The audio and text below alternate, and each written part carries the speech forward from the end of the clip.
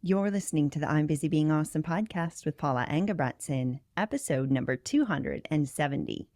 Hey, everybody. Welcome back to the podcast, episode 270.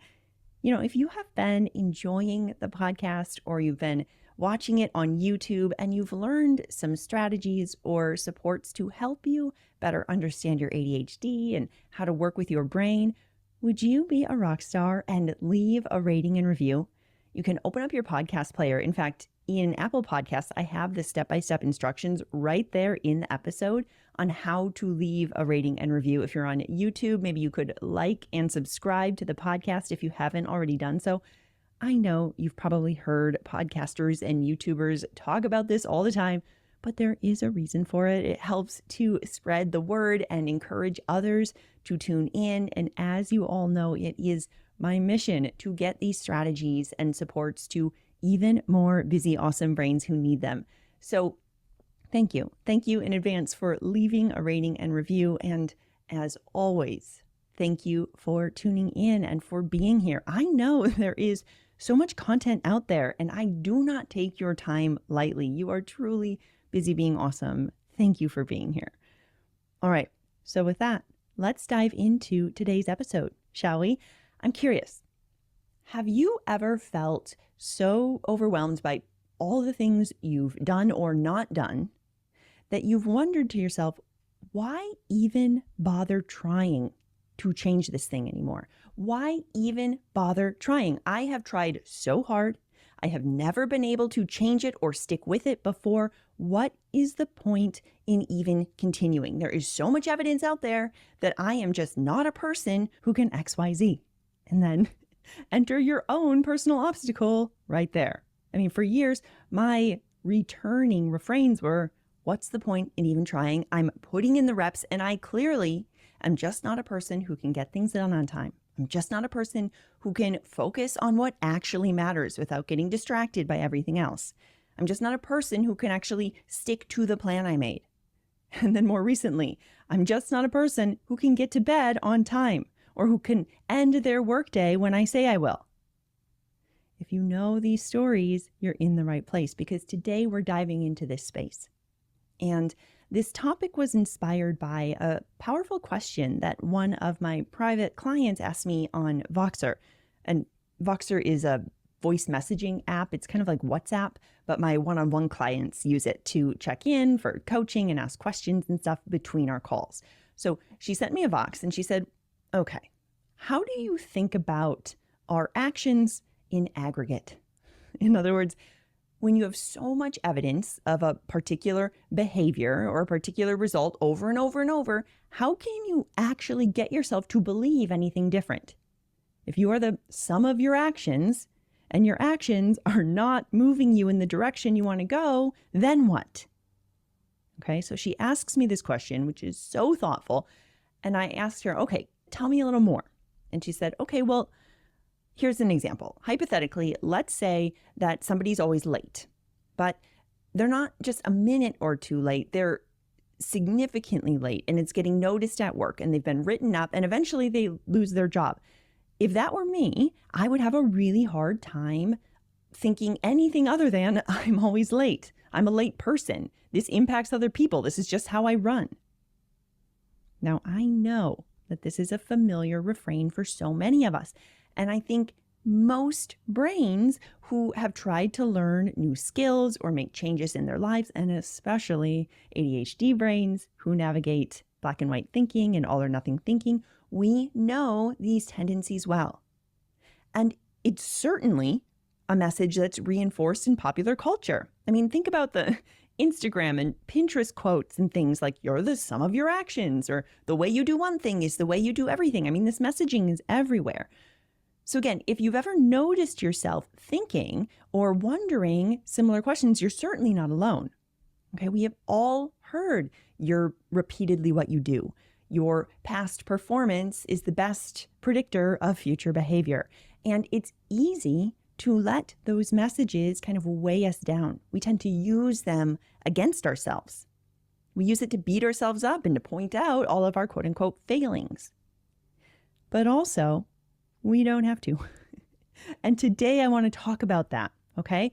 So I'd love to share a little bit about how I think about these different perspectives and also how we can think about them in new ways to increase both our self-compassion while finding more constructive, supportive ways to help us move forward and see the development and the growth that we want to.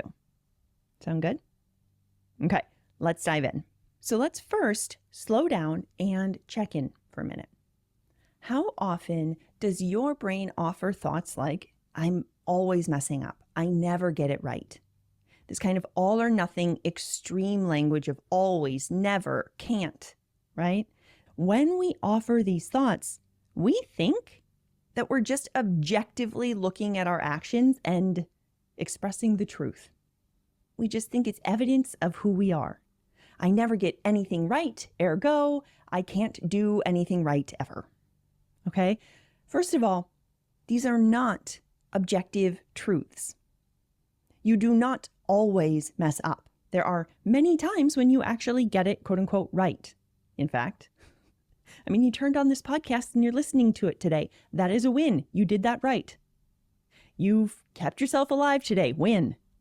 You probably fed yourself. Maybe you fed other humans or pets. Win. There are so many things that you do right every day, but your brain has a hard time seeing that because we tend to just brush it off. We think it doesn't matter, and we're so focused on that belief that we never do anything right. And what you focus on grows. So if your brain is focused on, I never do anything right, I never follow through, I'm always late, you better believe that's what you're going to find. It's like when you get a new car and you see your new car everywhere then. Or you decide that you want to move or you want to find a new place to rent and you see for sale signs everywhere once you make that decision. It's because what you focus on grows. So if your brain is focused on those stories, that's what you're going to find. So it's really important for us to start by doing this check-in and to do it often. What are you telling yourself? What are these stories you're telling yourself that you always do or never do? And remember, just because your brain thinks that it's a fact doesn't actually mean it's a fact. Just because your brain thinks this thing in your mind doesn't mean that it's the truth, even though it might seem like it's true. You may have a whole bunch of compelling evidence that your brain has gathered over the years to reinforce this thought. But most of the time, it's just a thought. It's not a fact, right? It is not a fact that I'm always late, okay? Or that I'm terrible with time, or that I'm unreliable. These are not facts. You can't prove them. I think I talked about this in my episode on being consistent, but the same holds true here. I can't go to the doctor and get a blood test for being positive for running late or being unreliable. That's just not a thing. These are beliefs. These are opinions your brain holds and has likely gathered a lot of evidence. But it's not an objective truth, and this is important to note.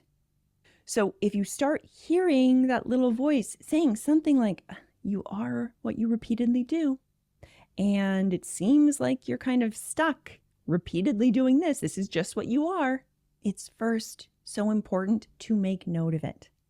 Make note that there is this story that's looping and that it does seem like the truth. The first step is to go, it's possible that's a thought. I don't believe it, but it's possible that that's a thought and not a fact. Okay? And it's also possible that there are other ways we can think about the situation that really shift everything. Now, before we go even further, I want to offer a caveat, which is that this mindset isn't necessarily always negative. It doesn't always hold us back, okay? In fact, if you're thinking about the belief you are what you repeatedly do, and you're thinking about it in reference to something that you're quite proud of, it can be really helpful. For example, maybe you think something to yourself like, I am always kind to people in the service industry. I know how hard they work. I am consistently kind to the people in the service industry, no matter how stressful the situation. If you always think that, amazing. It probably serves you. It probably helps you to keep showing up in that way. You keep looking for evidence to reinforce it. incredible. Okay. If it feels good and it's supporting you and creating more of what you want, keep it up. But like I mentioned earlier, the thing is, most of the time we use this mindset, this idea that the way you do one thing is the way you do everything. We use this mindset against ourselves. And instead of celebrating our wins and the things that we bring to the table, we instead focus on our mistakes and our quote unquote failures and flaws and drawbacks. And that's when this mindset becomes an obstacle. That's when we can find ourselves getting stuck. So that's why it's really important for us to check in frequently with ourselves. And we'll talk about this more later on, but to check in and see, does this feel supportive for me when I'm telling myself that I'm the sum of my actions? Okay. So the first and most important step as we dive into this tangled exploration of what is essentially self-concept and identity work, which is very layered. Okay, but the first step is to start noticing when this perspective sneaks in. Start noticing when you're telling yourself, when you're telling others, oh, I'm just always late. I can never get it right. This is just what I do. This is who I am. What's the point in even trying any longer? It's just, there's no way I can change. There's no way I can make a difference. When these moments unfold, it's so important to take a moment and pause. For all of my clients, this is the second set of trainings in the client portal in self-concept, okay? The 2 pause sections on practicing the pause. Again, this is the groundwork. Learning to pause is such a powerful game changer in, honestly, every area of our lives, especially when it comes to identity and belief work. And if we haven't worked together yet, first of all, let's chat. I'd love to do this work with you. You can learn more about both one-on-one and small group coaching through the link in the show notes. But also, I have a podcast as well on practicing the pause, which I will link to in the show notes. Don't worry, I've got you. Okay. So we want to pause. We want to recognize when this mindset is creeping in. And then from there, we want to gently question it. I always love to play with different iterations of Byron Katie's 4-question framework. And I will link to her work as well in the show notes. But essentially, we really want to slow down and pause and ask ourselves, okay, I notice I'm thinking this. I'm telling myself I always do this, or I never follow through. I can't ever stick to a schedule, whatever. Is this true? Am I always late? How do I feel when I'm thinking I'm always late? Does it help me show up in the way that I want to? Is it helpful when I'm thinking this? Is it possible there's another way that I could think about this that might feel a little differently? If my best friend was navigating the same obstacle right now, would I be thinking the same thing about them? Would I bring in this level of judgment? Yes or no? When we can bring awareness to these beliefs, and we do so with genuine curiosity, it usually allows us to start poking some holes in what seems like a really solid belief. And again, this is so important. It is core to helping us start shifting what we believe about ourselves and how we show up. Because the truth is, if we are unaware of these all or nothing black and white beliefs, if we think to ourselves, you're the sum of your actions, the way you do one thing is the way you do everything, especially when we're using these beliefs in a way that hurts us, okay, this mindset can really leave us stuck. It can leave us feeling so discouraged and keeps us often from even trying again, from iterating, from learning, so that we can make those shifts to grow. It creates this negative loop where past mistakes overshadow any type of progress we've made. So we can't even see it. If we're constantly thinking to ourselves, past performance is the best predictor of future behavior, it seems like change just isn't even possible. We get stuck in what Carol Dweck talks about as a fixed mindset rather than a growth mindset. So how do we shift from this what's the point perspective into something else? Well, it starts with shifting the story you're telling yourself about your actions. So instead of saying, well, I'm the sum of all my mistakes, or the way I do one thing is the way I do everything, we want to start challenging that and shifting into something that still is believable, but it moves us in the direction that we actually want to go. So I'm not talking about making these big shifts in what we believe and lying to ourselves, okay? I'm not talking about just slapping some positive affirmations on top of something that feels really painful. No, that's toxic positivity. And I've said it before, I will keep saying it. That's not what we do here. Okay. Your brain is not going to grab onto a new, if you're constantly thinking, I'm the sum of my mistakes, you're not going to just shift to, I'm amazing at everything. What? No, your brain's going to be like, stop it. What are you doing? That's cute. Back to reality. Okay. The brain is just not going to get on board with that. Instead, what we want to do is make small shifts in the stories we're telling ourselves. They need to be believable and feel slightly less terrible. I know it doesn't sound lovely, but it's true. Okay. So for example, if you have been late to work several times and it has cost you your job, okay, let's say that is what happened. Instead of thinking to yourself, oh my gosh, I'm such a failure. I'm so unreliable. I'll never be able to get a job. I'm never on time to anything. Instead, you might shift it to, there are times when I'm late. There are times when I'm not. Okay. We're swapping out one seeming quote unquote truth for another. Ideally, the new one feels a bit better. Sometimes I'm late, sometimes I'm not. I'm learning what worked when I was on time to help me be on time more often. Do you see how we're not switching from I'm a failure and can never be on time to I'm always on time and great with managing my time? No, the brain won't believe that. We need to shift to something believable. It's a little 1 degree turn. Okay? When we make these slight shifts, they allow you to see each action that you take not as a reflection of who you are as a person, but instead as a little piece of a larger process of learning.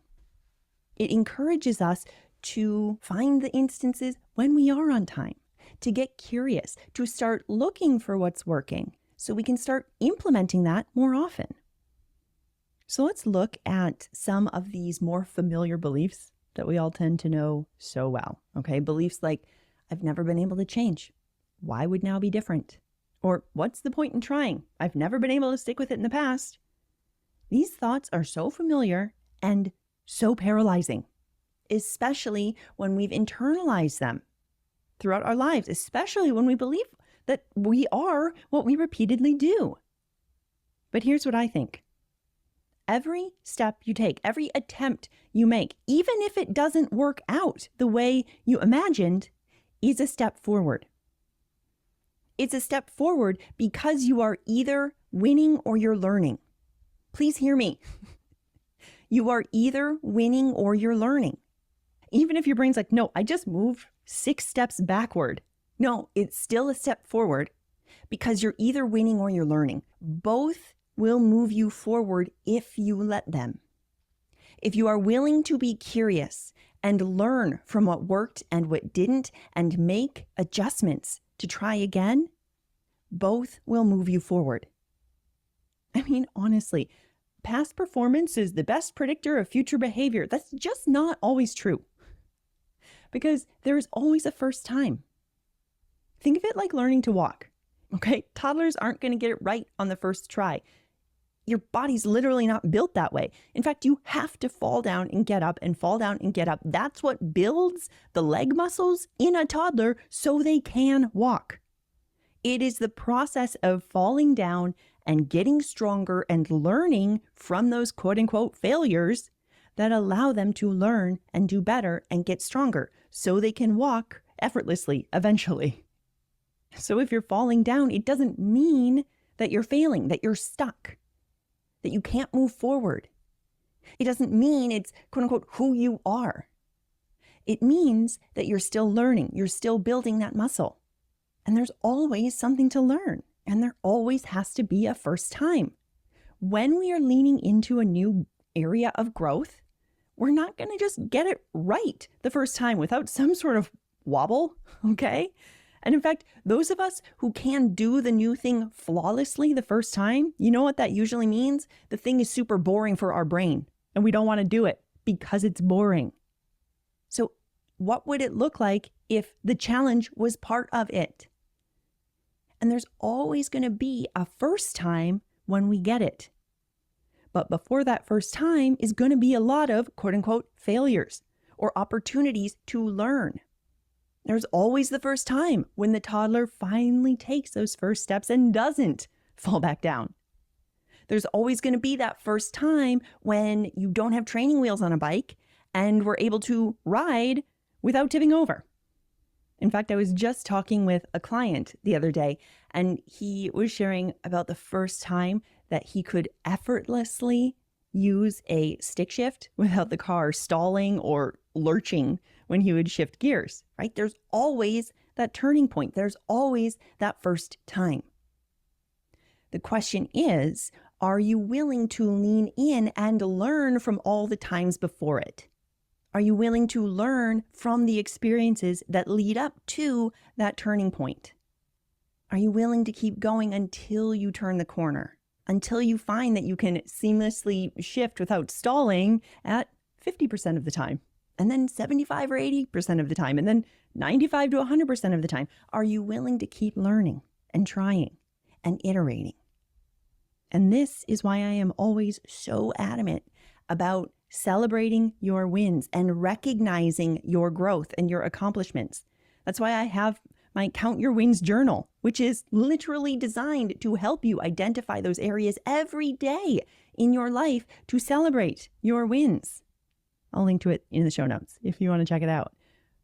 Now, I know celebrating our wins, it's something that is often so incredibly uncomfortable for so many of us, myself included. Okay, I hear you. It feels super cringy for me too, even though I practice it all the time. But I'm telling you, recognizing those wins and our accomplishments is critical to help us start shifting those stories we believe about ourselves. It's a bit like our brain is playing a radio station, okay? Your brain is playing what it thinks are the greatest hits over and over and over, okay? What we're doing now is introducing a few more songs. We want to introduce some new songs and phase out those old tracks that are just noise on the air. Let's start playing the songs that we actually want to hear more often.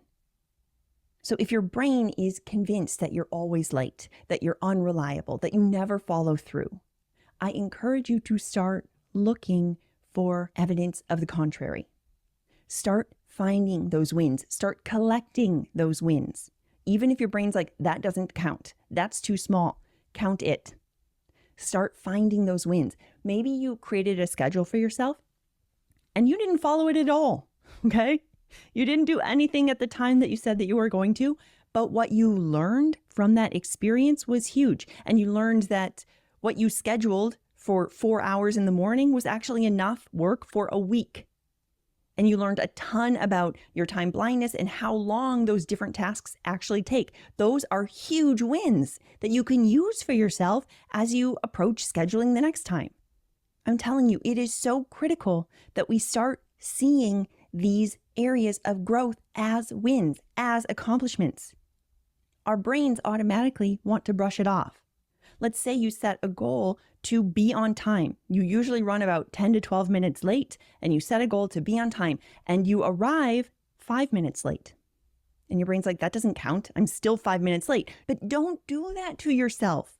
No, you just shaved off 7 minutes. Recognize the progress. Celebrate the win. Learn from what worked. What do you want to try next? Again, you're either winning or you're learning. And both move you forward. Both create growth. And over the next week, I invite you to start noticing when you're telling yourself things like, well, I'm just always late, or I never get it right, or I'm just really unreliable when it comes to that. Notice those thoughts and notice them with curiosity rather than judgment. How can we drop into curiosity there? I wonder why I think that. I wonder where I picked up that story. When you catch those stories, practice pausing. Take a minute to sit with that belief. Is it true? How does it feel when I'm thinking this over and over? Does it help me show up in the way that I want to? Is it helping me with my goals?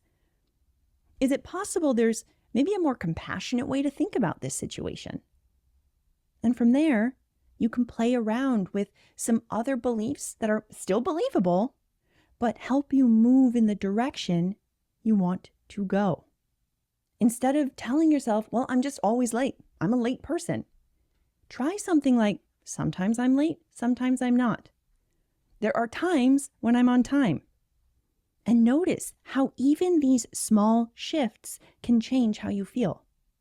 From there, celebrate those wins. In fact, I encourage you at the end of each day to take a moment and reflect on your wins for the day. What went well? What did you learn? What shifts did you make? If you want to use my Count Your Wins journal, you can grab it through the link in the show notes. If you want some guided prompts to help you do that. Whatever you do, write down those wins, share them with a friend, help reinforce this new narrative in your mind so you start finding that more often. Because I promise you, you will. And then each time you do attempt something, remind your brain that you're either winning or you're learning. And both outcomes are incredibly valuable and help you move forward. Remember, you are not defined by the sum of your actions. You get to decide how you think about all of it. So why not choose the beliefs that help you to show up in the way that you want to? Challenge those stories that keep you stuck. Invite your brain to celebrate and focus on those wins. And then start noticing how much faster you start seeing those changes you want in your life. All right, my friends, that's going to do it for us this week. And if you are ready to take these concepts and apply them to your life, if you're ready to learn how to work with your ADHD brain in a way that's best for you, I invite you to check out today's show notes where you can learn more about how we can work together both in my small group coaching program, We're Busy Being Awesome, and in one-on-one coaching. Also, if you want to learn my simple step-by-step approach to lock in a routine and make it stick, be sure to check out my free course called the ADHD Routine Revamp. You can head through the link in the show notes or head to I'mBusyBeingAwesome.com/routine to sign up. Until next time, keep being awesome. I'll talk with you soon.